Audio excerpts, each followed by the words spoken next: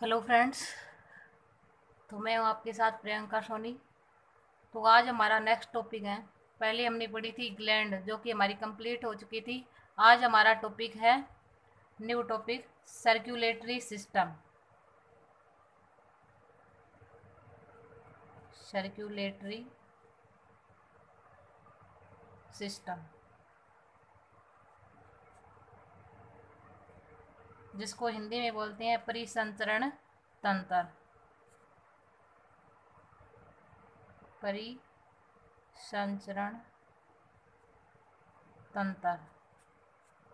तो आज हमारा टॉपिक कौन सा है? सर्कुलेटरी सिस्टम, जिसको हिंदी में क्या बोलते हैं? परिसंचरण तंत्र। तो परिसंचरण तंत्र आप सभी जानते ही होंगे कि हमारी बॉडी के अंदर दो प्रकार के द्रव होते हैं, ब्लड प्लस लसिका। कितने प्रकार के द्रव होते हैं हमारी बॉडी में? दो प्रकार की, ब्लड प्लस लसिका। अब ये जो दोनों द्रव होते हैं वो पूरी बॉडी में क्या रहते हैं? घूमते रहते हैं। पूरी बॉडी में क्या रहते हैं? घूमते रहते हैं। और कोशिकाओं को क्या उपलब्ध कराते हैं? पोषक पदार्थ प्लस CO2। किसको उपलब्ध कराते हैं? कोशिका को। यानी ये द्रव जब बॉडी में फ्लो होते हैं, यानी ये घूमते रहते हैं, तो इस दौरान O2 और जो पोषक पदार्थ होते हैं वो कोशिकाओं तक पहुंचाने का क्या करते हैं? कार्य करते हैं। अब कोशिका में जब मेटाबॉलिक क्रिया यानी जो उपापचय क्रिया होती है तो क्या बनते हैं? विभिन्न प्रकार के उत्सर्जी पदार्थ बनते हैं। क्या बनते हैं? विभिन्न प्रकार के उत्सर्जी पदार्थ बनते हैं। इन उत्सर्जी पदार्थों को ये क्या करते हैं? एकत्र करने का यानी एकत्रित करने का क्या करते हैं? कार्य करते हैं। तो इस प्रकार इस संपूर्ण क्रिया को क्या बोलते हैं? परिसंचरण। क्या बोलेंगे? परिसंचरण। और वे अंग जो कि इस परिसंचरण की क्रिया में क्या लेते हैं? भाग लेते हैं, उसको क्या बोलेंगे? कंप्लीटली। यानी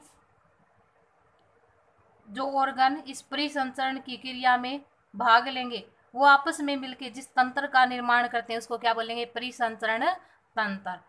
तो देखिएगा, सबसे पहले सर्कुलेटरी सिस्टम या ब्लड सर्कुलेशन। सबसे पहले ब्लड सर्कुलेशन।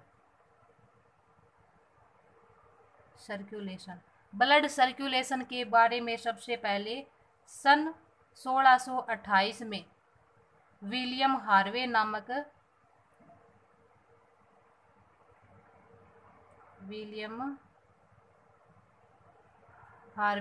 वैज्ञानिक ने बताया था। ध्यान से सुनिए कि ब्लड सर्कुलेशन के बारे में सबसे पहले सन 1628 के अंदर विलियम हार्वे नामक वैज्ञानिक ने बताया था। अब ब्लड सर्कुलेशन के अध्ययन को ब्लड सर्कुलेशन के अध्ययन को क्या बोलेंगे? एंजियोलॉजी। एंजियोलॉजी कहा जाता है। ब्लड सर्कुलेशन के बारे में तो किसने बताया? विलियम हार्वे नामक वैज्ञानिक ने। जब इस ब्लड सर्कुलेशन का अध्ययन किया जाता है तो उसको क्या बोलते हैं? एंजियोलॉजी कहा जाता है। इस एंजियोलॉजी का जनक है कौन? William Harvey. इस एंजियोलॉजी का जनक है विलियम हार्वे। ब्लड सर्कुलेशन के बारे में बताया विलियम हार्वे ने। और ब्लड सर्कुलेशन के अध्ययन को क्या बोलते हैं? एंजियोलॉजी। और इस एंजियोलॉजी का जनक कौन है? विलियम हार्वे नामक वैज्ञानिक। अब इंपॉर्टेंट क्वेश्चन, मानव जीवन की प्रथम कोशिका कौन होती है? जाइगोट। ध्यान में रखना कि मानव जीवन की प्रथम कोशिका कौन होती है? जाइगोट। अब आगे देखिए कि अपन ने सर्कुलेटरी सिस्टम या ब्लड सर्कुलेशन की परिभाषा तो पढ़ ली, लेकिन इस सिस्टम का निर्माण किसके द्वारा होता है? तो blood plus heart plus blood vessels.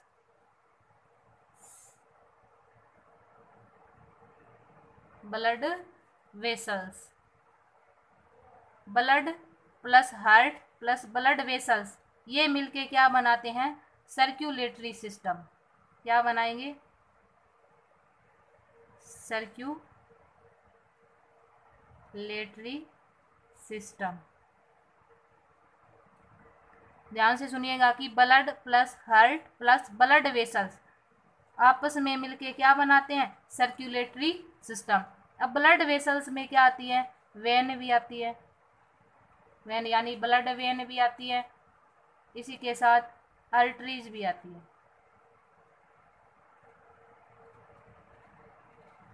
Arteries क्या आएगी ब्लड वेसल्स के अंदर? ब्लड वेन भी आएगी और आर्टरी भी आएगी। वेन को क्या बोलेंगे? शिरा। आर्टरी को क्या बोलते हैं?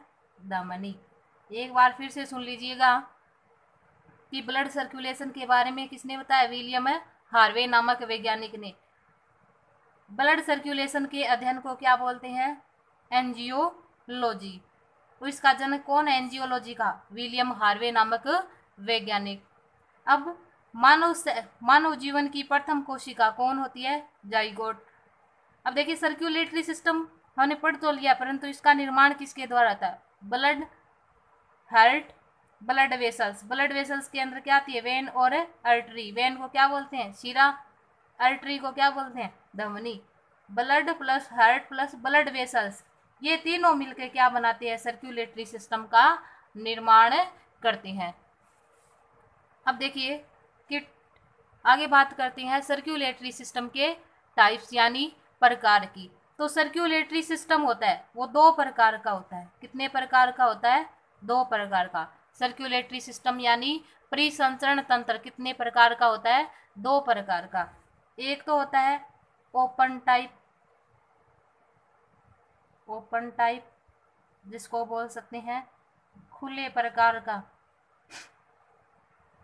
ओपन टाइप जिसको क्या बोल सकते हैं? खुले प्रकार का। नंबर दो होता है क्लोज टाइप, क्लोज टाइप जिसको क्या बोल सकते हैं? बंद प्रकार का, बंद प्रकार का। ध्यान से सुनिए कि सर्कुलेटरी सिस्टम होता है वो कितने प्रकार का होता है? दो प्रकार का होता है। पहले को बोल नंबर एक कौन सा है अपना? ओपन टाइप जिसको हिंदी में क्या बोलते हैं? खुले प्रकार का। जबकि दूसरा कौन सा है?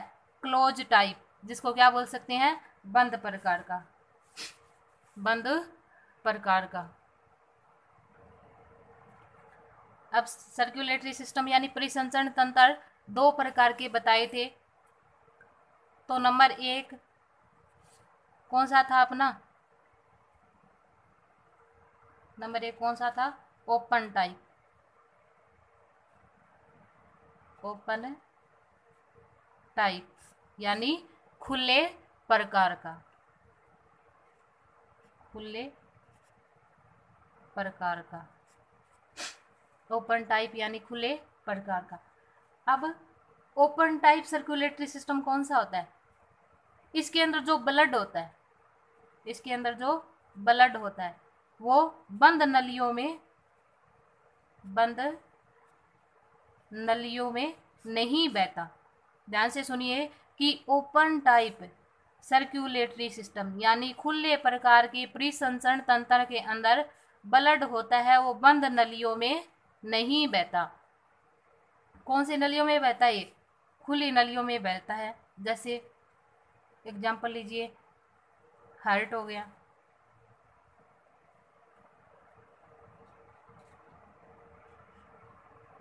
हार्ट हो गया यानी हृदय हो गया, प्लस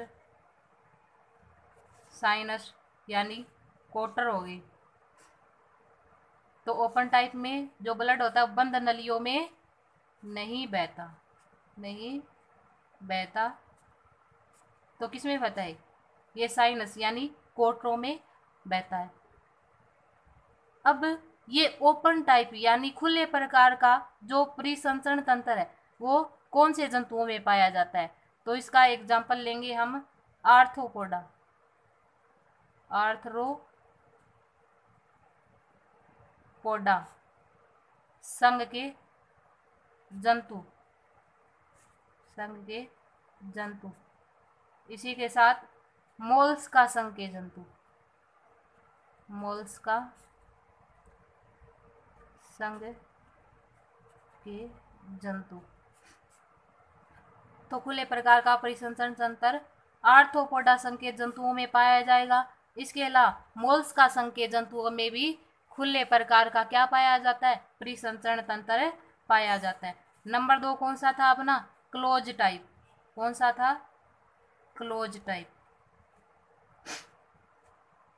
क्लोज टाइप यानी बंद प्रकार का, बंद प्रकार का। बंद प्रकार का कौन सा होगा कि ओपन टाइप यानी खुले प्रकार में क्या पढ़ा था कि इसमें जो ब्लड होता है वो खुली नलियों में बहता है, जबकि क्लोज टाइप यानी बंद प्रकार के परिसंचरण तंत्र में क्या होता है कि इसमें जो ब्लड होता है वो बंद नलियों में बहता है, बंद नलियों में बहता है। किसमें बहेगा, बंद नलियों में बहता है। अब बंद नलियां कौन सी हो गई, blood vessels, blood vessels plus heart भी साथ मिलेंगे।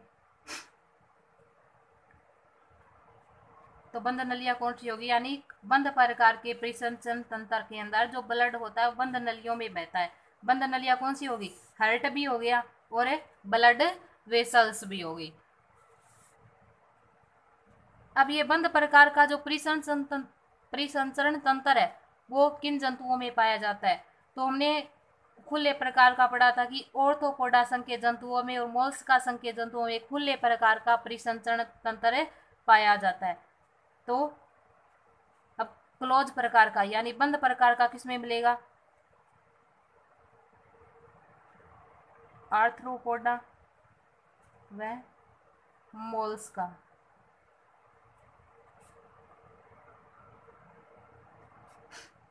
आर्थ्रोपोडा और मोल्स्का संघ के जंतुओं को छोड़कर सभी में कौन सा पाया जाता है, बंद प्रकार का परिसंचरण तंत्र पाया जाता है। और ध्यान से सुनिए कि क्लोज टाइप यानी बंद प्रकार का जो परिसंचरण तंत्र होता है वो आर्थ्रोपोडा और मोल्स्का संघ के जंतुओं को छोड़कर सभी में कौन सा पाया जाता है, आर्थ्रोपोडा मोल्स्का दोनों को छोड़ के सभी के अंदर कौन सा पाया जाता है, बंद प्रकार का परिसंचरण तंत्र पाया जाता है। तो दोनों के दोबारा से बता देती हूँ। ओपन टाइप यानी खुले प्रकार का परिसंचरण तंत्र किसमें मिलेगा, ऑर्थ्रोपोडा संघ के जंतुओं में और मोल्स्का संघ के जंतुओं में, जबकि क्लोज टाइप यानी बंद प्रकार का परिसंचरण तंत्र होता है वो ऑर्थ्रोपोडा और मोल्स्का संघ के जंतुओं को छोड़कर बाकी सभी संघ के जंतुओं में पाया जाता है। तो पीछे हमने क्या पढ़ा था कि सर्कुलेटरी सिस्टम यानी परिसंचरण तंत्र होता है वो किस किस से मिलकर बना होता है, blood plus heart plus blood vessels,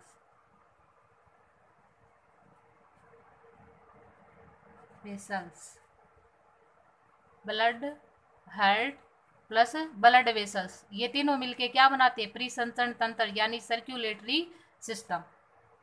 अब सबसे पहले बात करते हैं ब्लड की। किसकी, ब्लड की। ब्लड को क्या बोल सकते हैं, रक्त भी बोल सकते हैं, रुधिर भी बोल सकते हैं और खून भी, यानी खून भी इसे बोला जा सकता है। तो ब्लड को क्या बोल सकते हैं, रक्त भी बोल सकते हैं, रुधिर भी बोल सकते हैं और खून भी बोल सकते हैं। ब्लड क्या होता है, एक तरल संयोजी होता है। क्या होता है, एक तरल संयोजी उत्तक होता है। ब्लड क्या होगा, एक तरल संयोजी उत्तक होता है। अब ब्लड के अध्ययन को क्या बोलेंगे, हिमेटोलॉजी। क्या बोलेंगे, ब्लड के अध्ययन को, ध्यान से सुनिए, ब्लड के अध्ययन को, ब्लड के अध्ययन को हिमेटोलॉजी, हिमेटो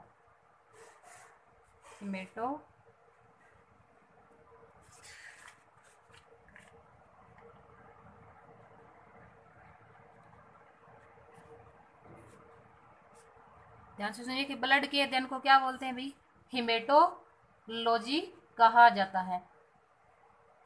अब जो स्वस्थ व्यक्ति होता है उसके अंदर ब्लड की मात्रा कितनी मानी जाती है, 5 से 6 लीटर।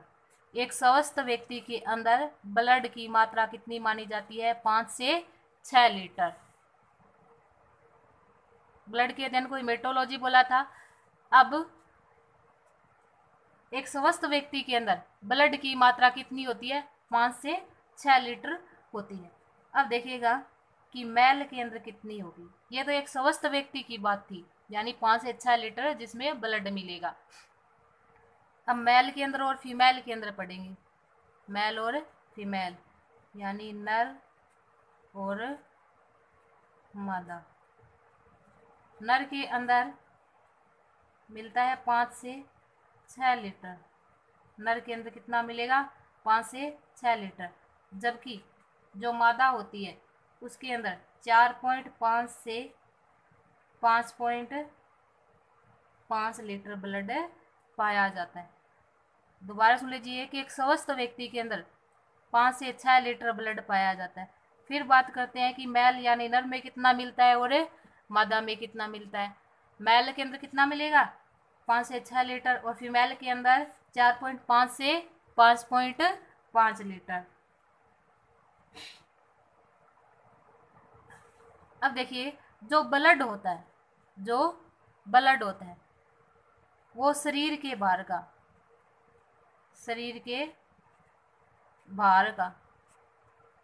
7 से 8% भाग बनाता है। शरीर के भार का जो ब्लड होता है शरीर के भार का कितना भाग बनाता है, 7 से 8% भाग बनाता है। अब अगर ब्लड की पीएच की बात की जाए तो कितनी होती है, 7.4। कौन सी नेचर की, क्षारीय नेचर यानी क्षारीय प्रकृति की।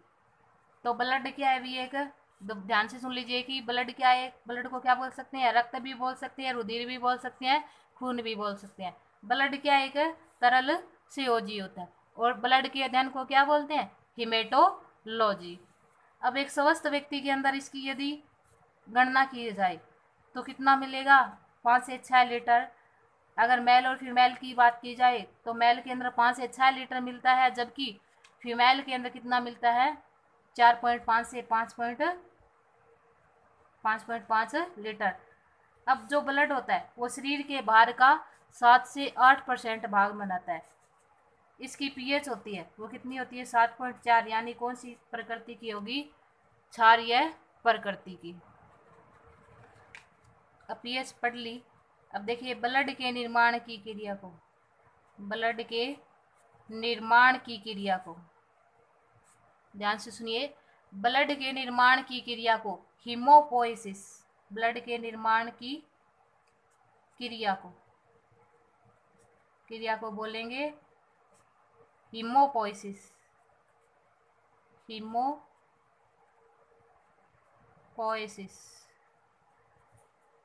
ब्लड निर्माण की क्रिया को क्या बोलेंगे, हीमोपोइसिस। ब्लड के अंदर क्या होती है, आरबीसी भी हो सकती है, डब्ल्यूबीसी भी हो सकती है, कार्पस भी हो सकती है। अब ब्लड का जो रेड कलर होता है यानी जो लाल रंग होता है, लाल रंग किसके कारण है, एचबी के कारण। किसके कारण है ब्लड का लाल रंग, एचबी के कारण। अब देखिए एचबी को क्या मानते हैं, एचबी क्या एक श्वसन वर्णक, क्या है, श्वसन वर्णक।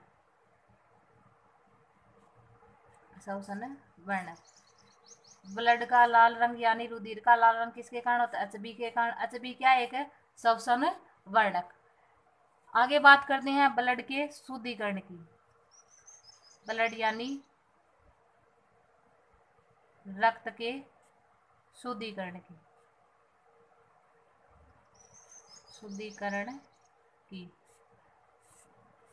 आगे किसकी बात करेंगे, ब्लड के शुद्धिकरण की। तो देखिए ऑक्सीजनेशन, एक तो होता है ऑक्सीजनेशन, एक होता है प्यूरिफिकेशन।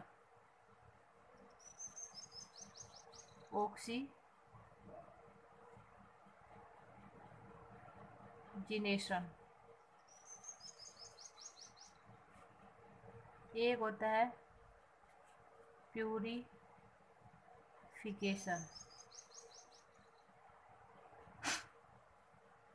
एक होता है ऑक्सीजनेशन। ब्लड की शुद्धिकरण की बात चल रही थी, तो एक तो होता है ऑक्सीजनेशन, एक होता है प्यूरिफिकेशन। अब देखिए ब्लड का जो ऑक्सीजनेशन होता है वो किस में होगा, लंग्स यानी फेफड़ों में। ऑक्सीजनेशन किस में होगा, यानी किस में होगा ऑक्सीजनेशन, फेफड़ों के अंदर यानी लंग्स में। और प्यूरिफिकेशन किस में होता है, किडनी में। किस में होगा, किडनी में, जिसको हिंदी में क्या बोलते हैं, वृक्क। अब ध्यान से सुनिए कि ब्लड या रक्त का शुद्धिकरण दो भागों में बांटा है इसे। एक तो है ऑक्सीजनेशन, नंबर 2 है प्यूरिफिकेशन। ऑक्सीजनेशन होता है लंग्स में यानी फेफड़ों के अंदर, प्यूरिफिकेशन होता है किडनी में यानी जिसको हिंदी में क्या बोलते हैं, वृक्क। आगे देखिए, आगे देखिए ब्लड को दो भागों में बांटते हैं। इससे पहले सुनिए, नोट लगा के लिखिए कि केनन नामक वैज्ञानिक ने, किसने, केनन नामक वैज्ञानिक ने ब्लड को जीवन की सरिता, केनन नामक वैज्ञानिक ने ब्लड को जीवन की सरिता, जीवन की सरिता, इंग्लिश में क्या बोलेंगे,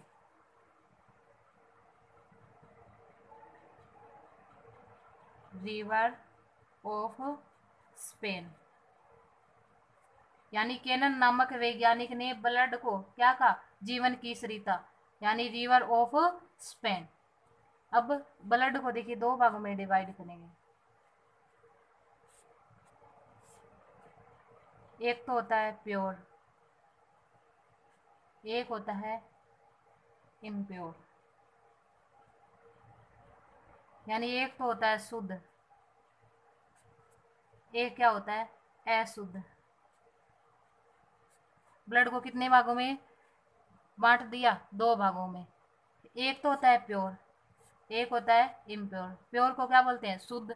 इम्प्योर को क्या बोलते हैं, अशुद्ध। यानी O2 जब Hb के साथ संयोजित होकर क्या बनाती है, क्या बनाएगी, HbO2 या O2Hb। जब ऑक्सीजन Hb यानी हीमोग्लोबिन के साथ संयोजित होकर ऑक्सी हीमोग्लोबिन का निर्माण करती है, तो उसको क्या बोलते हैं, प्योर ब्लड बोलते हैं। जबकि इम्प्योर ब्लड का मीन क्या हो गया, CO2 Hb के साथ संयोजित होकर क्या बना लेती है, HbCO2। यानी ऑक्सीजन जब Hb के साथ संयोजित होकर के क्या बना ले, ऑक्सी हीमोग्लोबिन बना ले, तो उसको क्या बोलेंगे, प्योर यानी शुद्ध रक्त बोला जाएगा। और जब CO2 Hb के साथ संयोजित होके HbCO2 यानी कार्बोक्सी हीमोग्लोबिन बना ले, तो उसको क्या बोलेंगे, अशुद्ध ब्लड यानी अशुद्ध रक्त कहा जाएगा। अब शुद्ध जो रक्त होता है उसका रंग होता है वो चमकीला यानी एकदम चटक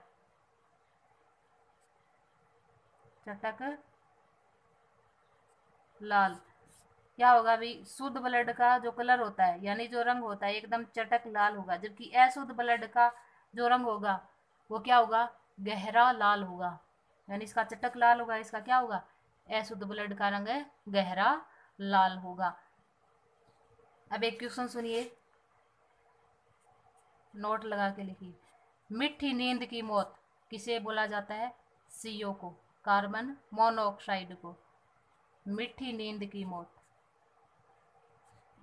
नींद की मौत किसे बोलेंगे, CO, कार्बन मोनोऑक्साइड, CO यानी कार्बन मोनोऑक्साइड को क्या बोलते हैं? मीठी नींद की मौत। आज के लिए बस इतना ही, कल पढ़ेंगे ब्लड का। दिखाई तो देगी आपको, नोट लगा के, मीठी नींद की मौत किसे बोलते हैं? CO कार्बोक्सी हीमोग्लोबिन को। आज के लिए बस इतना ही। यदि आपने मेरे चैनल को सब्सक्राइब नहीं किया है तो सब्सक्राइब ज़रूर कर लेना, ताकि आपको जो नए नए हमारे जो वीडियो है जो जनरल साइंस से रिलेटेड, वो आपको मिलते रहे। आज के लिए बस इतना ही। आज नेक्स्ट क्लास में पढ़ेंगे ब्लड यानी रक्त का रासायनिक संगठन।